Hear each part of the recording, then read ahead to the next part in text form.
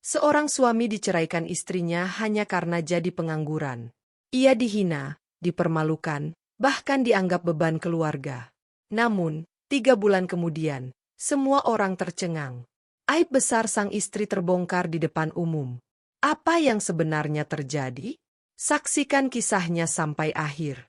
Sebelum kita lanjut ke kisah yang penuh hikmah ini, jangan lupa untuk tekan tombol like, tuliskan pendapatmu di kolom komentar, dan subscribe. Supaya kamu nggak ketinggalan cerita-cerita yang bisa menyentuh hati dan membuka mata. Karena dari kisah sederhana, sering lahir pelajaran luar biasa. Raka duduk termenung di ruang tamu rumah kontrakan kecil mereka. Di tangannya masih tergenggam amplop berisi surat pemutusan kerja dari perusahaan tempat ia mengabdi selama hampir 5 tahun. Pandangannya kosong, namun dalam hati ia bertekad tidak akan menyerah begitu saja. Sejak hari itu, setiap pagi Raka pergi keluar rumah, melamar pekerjaan ke sana kemari. Dari pabrik, gudang, toko, sampai proyek bangunan, semuanya sudah ia coba. Tapi di tengah persaingan yang ketat, ditambah dengan kondisi perusahaan yang banyak merumahkan karyawan, ia selalu pulang dengan wajah lelah dan tanpa hasil. Awalnya, Nanda, sang istri, masih mencoba bersabar. Ia bahkan sesekali memberi semangat. Namun seiring berjalannya waktu, rasa sabarnya semakin menipis. Tagihan listrik menumpuk, uang belanja semakin menipis, dan kebutuhan sehari-hari terasa semakin sulit dipenuhi. Malam itu, di meja makan yang hanya berisi nasi dengan lauk sederhana, Nanda mulai menunjukkan raut wajah kesal. Sendoknya diletakkan dengan keras ke atas piring. "Raka, sampai kapan kita begini? Kamu keluar tiap hari, tapi pulang tidak pernah bawa kabar baik. Aku capek hidup susah terus," ucap Nanda dengan nada tinggi. Raka menunduk. Ia tahu ucapan istrinya ada benarnya, tapi hatinya perih mendengar nada merendahkan itu. "Aku sudah berusaha, Nanda, aku lamar sana-sini, tapi belum ada yang terima." "Sabar dulu, ya. Aku janji akan dapat pekerjaan lagi," jawabnya lirih. Namun Nanda hanya menghela napas kasar. "Janji, janji, terus begitu. Aku butuh bukti, bukan kata-kata. Aku menyesal menikah sama pengangguran seperti kamu." Ucapan itu bagai pisau yang menancap dalam di hati Raka. Ia ingin marah, namun hanya diam. Malam itu, rumah mereka terasa dingin, bukan karena cuaca, tapi karena retaknya kepercayaan dan cinta dalam pernikahan mereka. Di dalam hatinya, Raka berbisik, "Kalau ini ujian dari Tuhan, aku akan bertahan. Tapi, sampai kapan?" Malam itu hujan turun deras, udara dingin menyelimuti rumah kontrakan kecil mereka. Di meja makan, hanya terhidang sepiring nasi, sepotong tempe goreng, dan sayur bening yang sudah hambar karena terlalu banyak air. Raka duduk dengan hati-hati, menunggu istrinya, Nanda, yang masih tampak kesal sejak sore. Ia mencoba tersenyum, meski hatinya hancur. "Makan dulu, NDA. Aku tahu sederhana, tapi insya Allah cukup buat malam ini," ucap Raka dengan nada pelan. Namun, bukannya menerima dengan syukur, Nanda justru mendengus. Ia mengambil sendok, menciduk nasi, lalu meletakkannya kembali dengan kasar. "Laki-laki apa kamu, Kak? Kerja saja tidak bisa. Aku capek hidup miskin begini," teriaknya sambil menatap tajam. Raka terdiam, hatinya diremas-remas rasa sakit. Kata-kata itu menusuk lebih dalam daripada luka fisik manapun. Ia menunduk, menatap piringnya sendiri yang tak disentuh. "Aku sudah mencoba, NDA. Setiap hari aku keluar rumah, bawa lamaran, cari pekerjaan. Tapi dunia sedang susah. Percayalah, aku tidak tinggal diam," ucap Raka lirih, suaranya bergetar. Namun Nanda semakin menjadi-jadi. Ia menunjuk wajah suaminya dengan jari telunjuk. "Jangan kasih alasan. Aku butuh suami yang bisa menjamin hidupku, bukan pengangguran yang cuma bisa janji-janji kosong. Lihat tetangga kita, suaminya kerja di pabrik, bisa beli motor baru. Kita? Kontrakan hampir nunggak, listrik sebentar lagi diputus. Memalukan." Air mata hampir jatuh dari pelupuk mata Raka, tapi ia tahan. Ia tahu, jika ia menunjukkan kelemahannya, Nanda akan semakin meremahkannya. "Maafkan aku, Endea, beri aku sedikit waktu lagi," kata Raka dengan suara serak. Nanda mendengus keras, lalu menepuk meja hingga gelas bergetar. "Waktu? Aku sudah beri kamu waktu berbulan-bulan. Sampai kapan aku harus menunggu? Hah?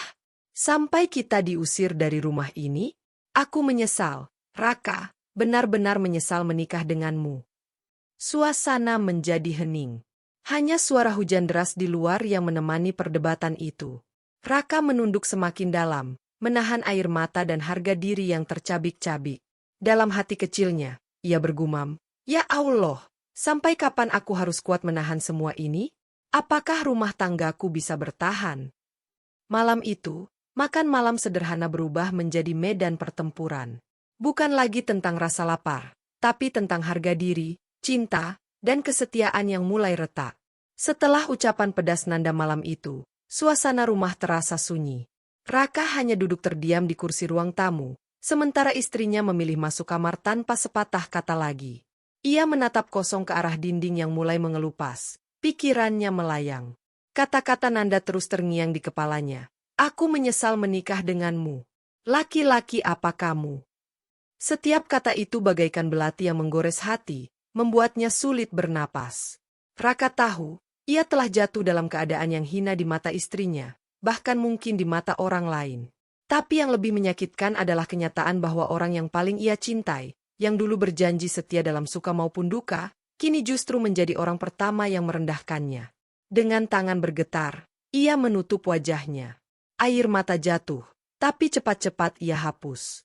"Aku laki-laki, aku tidak boleh menyerah. Aku tidak boleh terlihat lemah," batinnya.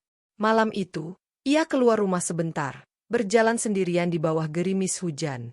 Lampu jalan remang-remang, jalanan becek, dan udara dingin menusuk tulang. Tapi semua itu tidak seberapa dibanding dinginnya hati yang baru saja ia terima dari istrinya. Di bawah langit malam, Raka menengadah, berbisik lirih. "Ya Allah, aku hancur. Tapi aku janji, aku akan bangkit. Aku tidak akan selamanya jadi pengangguran. Aku akan buktikan, bukan untuk dunia, tapi untuk harga diriku sendiri, dan untuk membuktikan bahwa hinaan yang ia ucapkan salah." Langkah kakinya mantap, meski tubuhnya lelah. Di dalam hatinya, sebuah tekad mulai tumbuh. Tekad yang lahir dari luka, dari penghinaan, dari air mata. Malam itu, Raka tidak hanya menahan sakit hati seorang suami. Ia juga menanamkan janji besar pada dirinya sendiri. Suatu saat nanti, ia akan berdiri tegak, dan semua yang meremehkannya akan menunduk malu. Hari itu, rumah orang tua Nanda dipenuhi kerabat. Suasana yang semula hangat berubah tegang ketika Nanda tiba-tiba mengangkat suara. Di hadapan semua orang, ia berdiri dengan mata melotot penuh emosi, sementara Raka hanya duduk diam di kursi tamu, mencoba menenangkan dirinya. "Aku tidak mau hidup dengan pengangguran," seru Nanda keras, membuat seluruh ruangan terkejut. Sejenak suasana hening, lalu terdengar bisik-bisik dari para kerabat. Ada yang menatap kasihan ke arah Raka, tapi tak sedikit pula yang melirik dengan sinis, seolah menyalahkannya atas keadaan itu. Raka menunduk, menahan gejolak di dadanya. Ia tidak menyangka Nanda akan mengucapkan kata-kata itu di depan keluarga besar, tanpa sedikit pun rasa malu atau menjaga martabatnya sebagai suami. Ibunda Nanda mencoba menengahi. "Nanda, jangan bicara begitu di depan orang banyak. Ini masalah rumah tangga, sebaiknya dibicarakan baik-baik." Namun Nanda justru semakin lantang. "Tidak, Bu. Aku sudah cukup bersabar. Sudah berbulan-bulan dia tidak bekerja. Aku yang harus menanggung semua. Aku malu punya suami pengangguran. Aku minta cerai, sekarang juga." Beberapa keluarga Nanda mulai ikut angkat suara. "Sudahlah, Raka, kalau memang tidak bisa menafkahi, lepaskan saja. Jangan bikin anak kami menderita." Betul, laki-laki harusnya tangguh, bukan pulang dengan tangan kosong setiap hari. Hati Raka seperti diremas-remas. Ia ingin membela diri, ingin berteriak bahwa ia sudah berusaha sekuat tenaga. Namun lidahnya keluh, dan yang keluar hanyalah suara lirih. "Nanda, aku mohon, beri aku waktu. Aku sedang berusaha bangkit. Jangan hancurkan rumah tangga kita hanya karena aku jatuh sekali." Tapi Nanda menatapnya penuh benci. "Sudah terlambat, Raka. Aku muak hidup denganmu. Aku ingin lepas dari semua ini." Ucapan itu membuat dada Raka sesak. Ia merasakan pandangan mata kerabat yang menelannya bulat-bulat, seolah dirinya hanya pecundang tak berguna. Dengan suara gemetar, Raka akhirnya berkata, "Kalau itu keinginanmu, aku ikhlas. Aku tak ingin menahan orang yang sudah tidak menghargai perjuanganku." Air mata menetes dari matanya, meski segera ia usap dengan cepat. Malam itu, di hadapan keluarga besar, harga dirinya dipijak-pijak, cintanya dipatahkan, dan rumah tangganya runtuh dalam sekejap. Namun dalam hatinya, sebuah tekad yang ia ucapkan di malam sebelumnya kembali terngiang. Suatu saat, aku akan bangkit. Dan ketika itu tiba, mereka semua akan melihat siapa aku sebenarnya. Hari itu, langit mendung seakan ikut menangis bersama hati Raka. Setelah keputusan bulat Nanda untuk bercerai, suasana rumah kontrakan yang pernah menjadi tempat tawa dan mimpi-mimpi kecil mereka kini terasa begitu asing. Raka berdiri di depan pintu kamar, memandang Nanda yang sibuk membereskan pakaiannya sendiri ke dalam koper. Tak ada sedikit pun niat untuk membantu suaminya mengemas barang, seolah ia benar-benar ingin menghapus semua jejak kebersamaan mereka. "Endea, apa benar kamu tega melepas semua ini begitu saja?" tanya Raka dengan suara parau. Nanda tidak menjawab, hanya mendengus dan terus melipat bajunya. "Aku sudah bilang, Ka, aku lelah. Aku tidak mau hidup susah bersamamu. Hidupku masih panjang, dan aku tidak mau terjebak dengan pengangguran." Raka menggigit bibirnya kuat-kuat, menahan sakit yang merobek dadanya. Ia memandang sekeliling rumah kontrakan itu, meja makan sederhana tempat mereka dulu berbagi cerita, ranjang kecil tempat mereka bermimpi bersama, bahkan dinding kusam yang pernah penuh dengan tawa. Semuanya kini terasa kosong. Akhirnya, dengan langkah berat, Raka mengambil keputusan. Ia tidak ingin memaksa seseorang yang sudah tidak mencintainya. "Baiklah, Endea. Kalau ini jalan yang kamu pilih, aku tidak akan menahanmu. Aku pergi, dan aku harap kamu bahagia dengan keputusanmu." Tanpa membawa apapun kecuali pakaian di tubuhnya, Raka melangkah keluar. Tidak ada koper, tidak ada uang tabungan, tidak ada kenangan yang ia bawa. Yang tersisa hanyalah hati yang hancur berkeping-keping. Saat pintu kontrakan tertutup di belakangnya, hujan turun deras, membasahi tubuhnya. Namun ia terus melangkah, tanpa arah, membiarkan air hujan bercampur dengan air matanya. Di kejauhan, Nanda hanya menatap dari balik jendela dengan wajah dingin. Tidak ada rasa bersalah, tidak ada air mata. Yang ada hanya lega, seolah beban sudah terlepas dari pundaknya. Raka berjalan menjauh, menatap langit yang kelam. Dalam hatinya ia bergumam lirih. "Ya Allah, jika ini jalan yang kau tunjukkan, aku akan terima.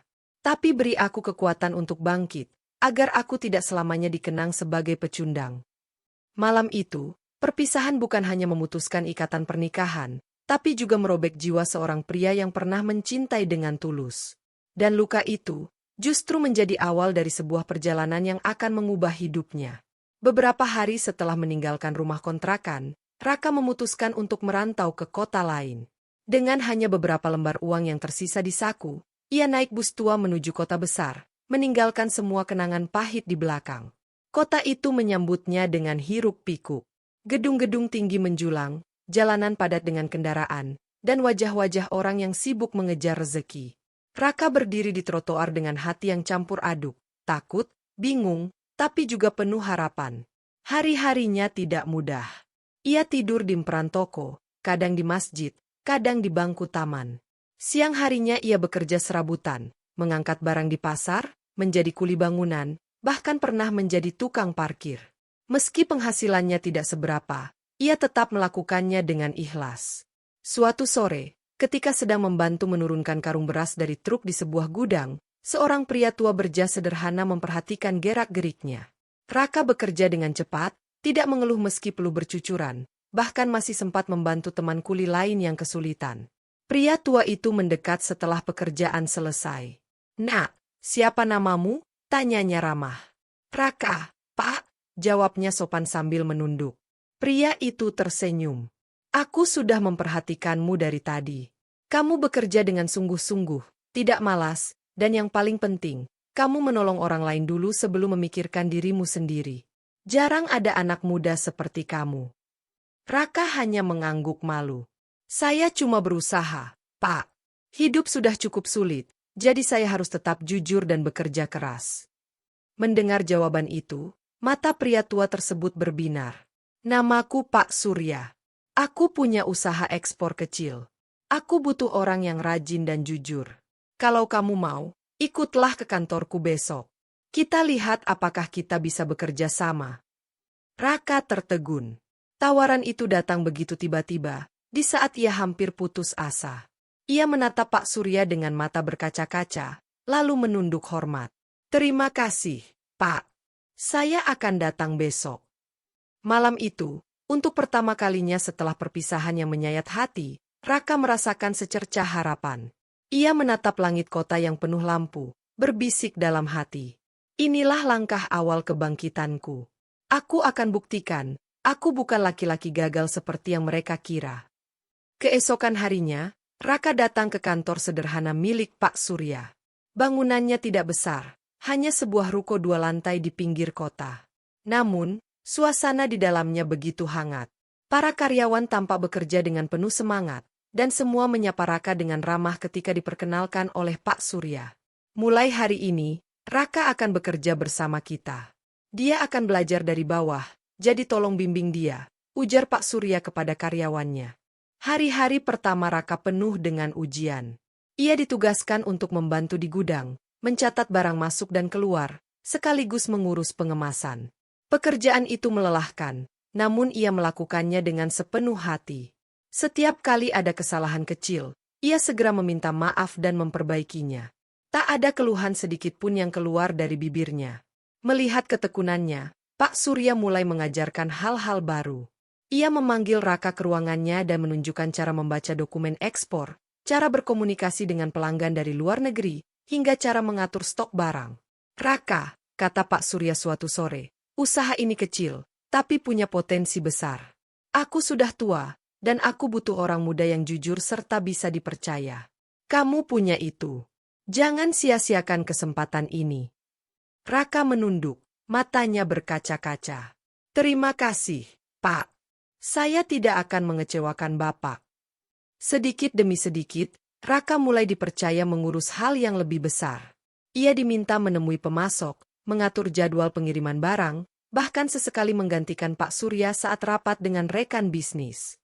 Banyak yang meremehkannya pada awalnya, karena ia hanya anak muda sederhana tanpa gelar tinggi. Namun, ketegasan sekaligus kejujuran Raka membuat mereka perlahan menghormatinya. Bulan demi bulan berlalu, usaha kecil itu berkembang pesat. Order semakin banyak, dan keuntungan berlipat. Semua itu tak lepas dari ide-ide segar yang Raka berikan, seperti cara pemasaran baru melalui internet dan efisiensi dalam distribusi barang.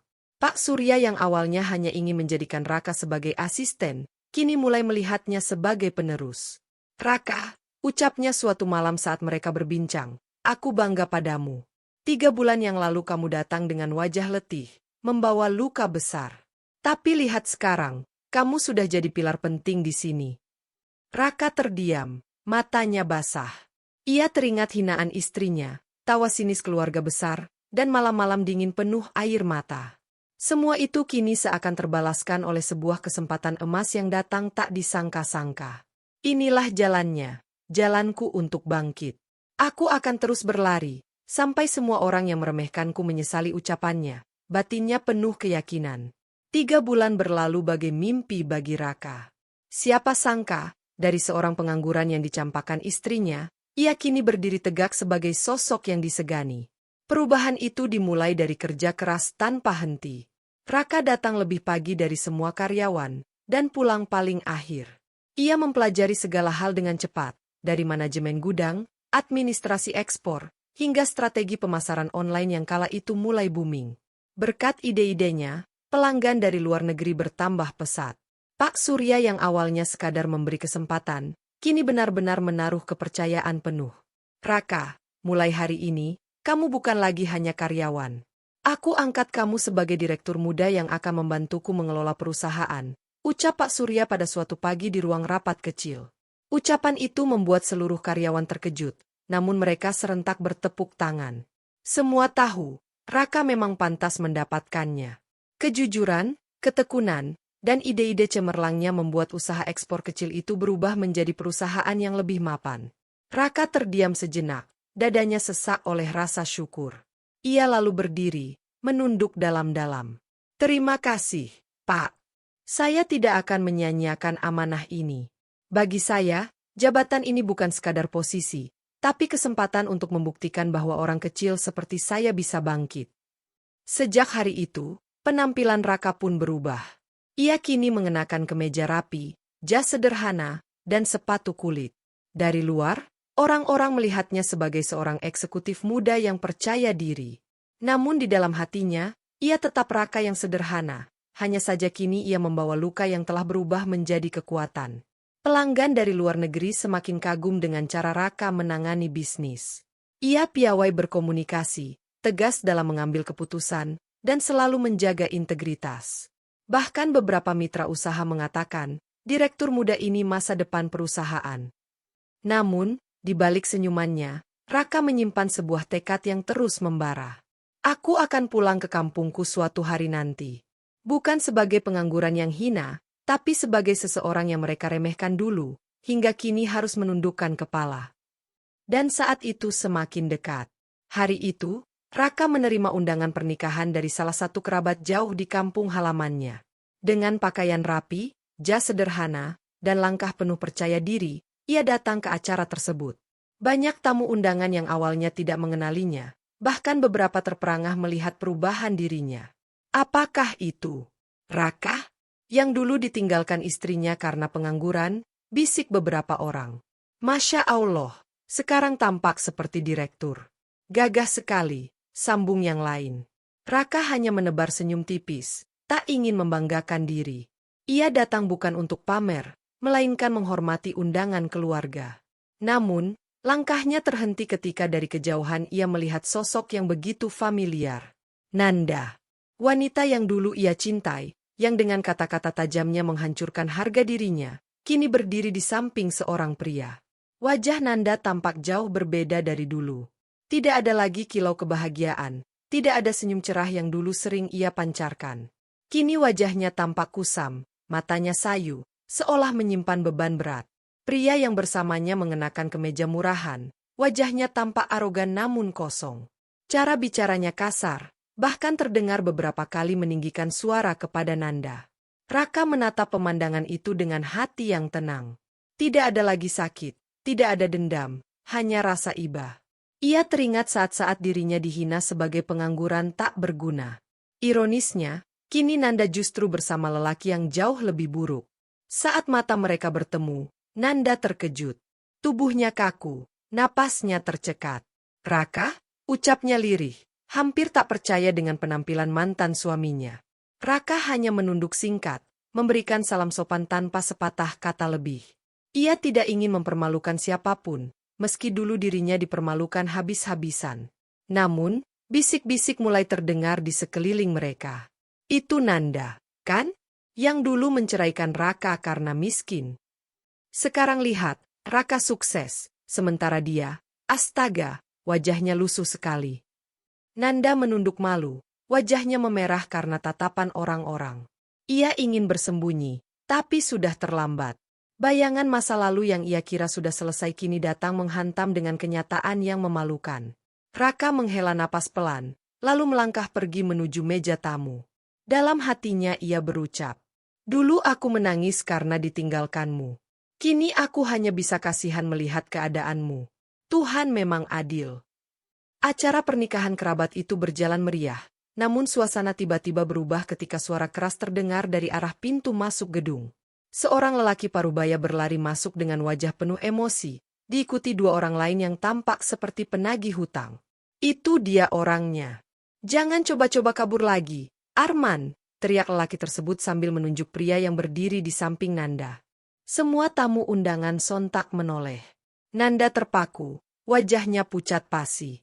Sementara pria yang bersama Nanda, yang ternyata bernama Arman, mendadak gugup dan keringat dingin bercucuran. "Ada apa ini?" Suara tuan rumah mencoba menenangkan keadaan. Namun penagih hutang itu tidak peduli.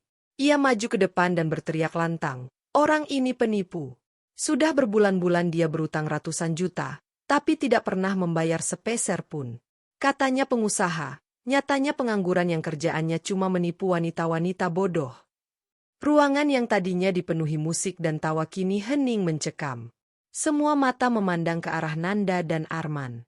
Nanda terbelalak, tubuhnya gemetar. Apa maksudnya ini, Arman?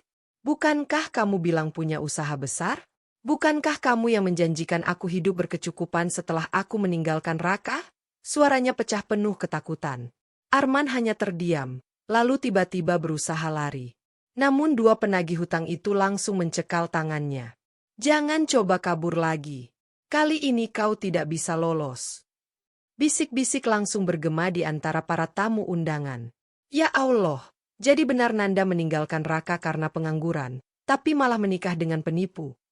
Kasihan, dulu dia yang sombong sekali, sekarang justru dipermalukan di depan orang banyak. Lihat Raka, dia malah jadi terhormat sekarang. Tuhan benar-benar membalikkan keadaan. Nanda merasa seluruh tubuhnya lemas. Wajahnya panas terbakar malu, apalagi ketika pandangannya secara tak sengaja bertemu dengan Raka yang berdiri tenang di sudut ruangan. Tidak ada ejekan di wajah Raka, hanya tatapan dingin yang membuat hati Nanda semakin hancur. Air matanya mengalir deras. Nanda mencoba berlari mendekati Raka, namun kakinya goyah. Raka, aku tidak tahu dia seperti ini, suaranya terisak, memohon pengertian. Namun semua sudah terlambat. Rahasia yang ia sembunyikan terbongkar begitu saja, menghancurkan harga dirinya di depan banyak orang. Dan sejak detik itu, orang-orang yang dulu menertawakan Raka kini justru menertawakan Nanda. Suasana gedung pernikahan yang semula meriah berubah menjadi panggung kehinaan. Nanda berdiri kaku di tengah ruangan, wajahnya basah oleh air mata, sementara Arman diseret keluar oleh para penagih hutang yang terus berteriak menuntut uang mereka. Bisik-bisik tajam mulai berubah menjadi tawa sinis. Katanya nggak mau sama pengangguran, sekarang malah dapat pengangguran yang lebih parah, ujar salah seorang tamu dengan nada mengejek. Dulu dia hina Raka habis-habisan, sok pilih-pilih. Ternyata ujung-ujungnya lebih sengsara, sambung yang lain. Begitulah, sombong akhirnya makan diri sendiri, tambah seorang ibu-ibu sambil menggeleng-gelengkan kepala. Nanda ingin menutup telinganya. Tapi suara-suara itu begitu jelas menusuk hatinya. Ia merasa seperti ditelanjangi di depan umum. Harga diri yang dulu ia banggakan runtuh seketika. Beberapa kerabat yang dulu mendukungnya bercerai dari Raka kini malah ikut mencibir. Pantas saja Tuhan tidak merestui rumah tangganya. Kalau hanya melihat uang dan status, beginilah akibatnya. Kasihan Raka dulu, ditendang seperti sampah, padahal hatinya tulus. Nanda semakin menangis, tubuhnya gemetar. Ia menoleh ke arah Raka yang masih berdiri tegak dengan jas rapi, menatapnya tanpa sepatah kata pun. Tatapan itu dingin, penuh wibawa, tapi justru membuat Nanda semakin tak berdaya. Dengan suara bergetar, Nanda berusaha bicara. Raka, maafkan aku salah. Namun sebelum kalimatnya selesai, tawa kecil terdengar dari salah satu tamu. Sekarang minta maaf? Hahaha. Dulu kan kamu yang hina dia mati-matian.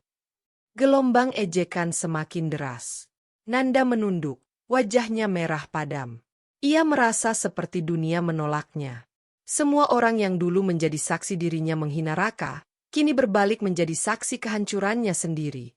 Sementara itu, Raka tetap berdiri tenang. Ia tidak perlu membalas, karena kehidupan sudah berbicara untuknya.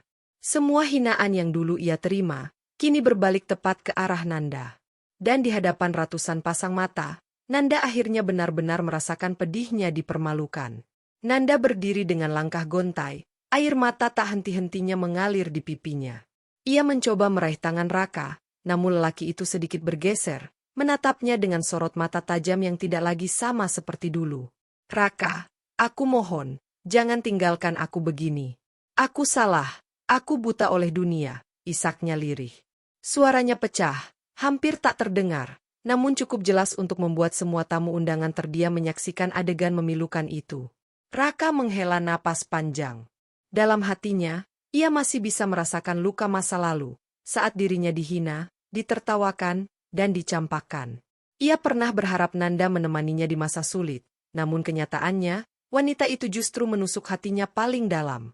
Dengan suara tenang namun tegas, Raka berkata, "Kamu memilih jalanmu sendiri, Nanda. Dan aku pun sudah memilih jalanku. Jangan pernah berharap kita kembali seperti dulu.